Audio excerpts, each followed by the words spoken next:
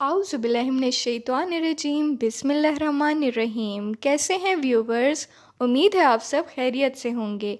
आज का टॉपिक है महीनों के नाम अंग्रेज़ी और टर्की ज़ुबान में उर्दू मायने के साथ। महीनों के नाम को इंग्लिश में कहते हैं नेम्स ऑफ मंथ्स और टर्किश में कहते हैं आई सिमलेरे।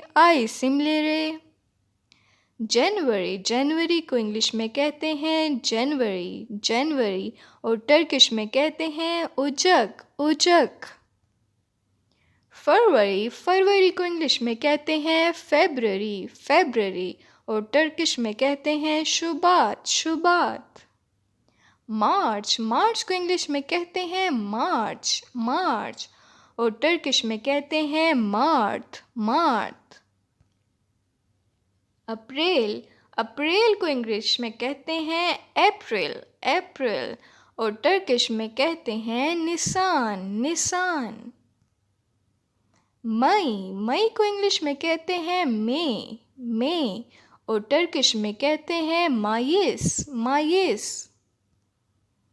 जून को इंग्लिश में कहते हैं जून और टर्किश में कहते हैं हज़ीरान।